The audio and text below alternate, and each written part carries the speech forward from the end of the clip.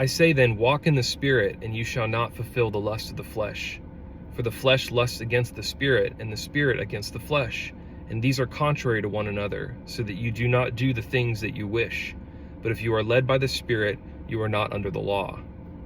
That's Galatians 5, verse 16. And if you are dealing with any kind of sexual sin in your life, whether that's pornography or lustful thoughts, a wandering eye, the harsh reality for us is that we have to get ruthless about how we approach dealing with sin in our life, because the enemy is ruthless. He will find any way to get a foothold in your mind. And for me personally, I had to get rid of all social media on my phone.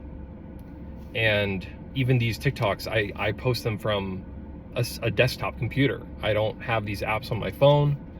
I even had my wife create a passcode for my app store on my phone, so I can't download any new apps. I can't update my apps without her putting in a passcode that I don't know to be able to do that.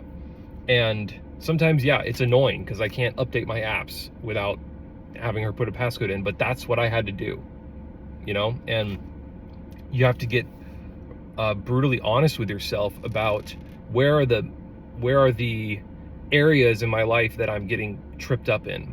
And you have to be willing to admit something that you might not think is a problem or will become a problem.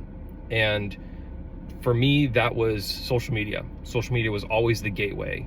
I'd get on Instagram or TikTok, scroll around and be like, I wonder what I'll see, kind of hoping I might see something, knowing I'll probably see something. And so, you might not be going on to a porn site or something, but you can be getting on your explore page on Instagram and knowing exactly what you'll probably come across. And that's where we have to get ruthless about sin.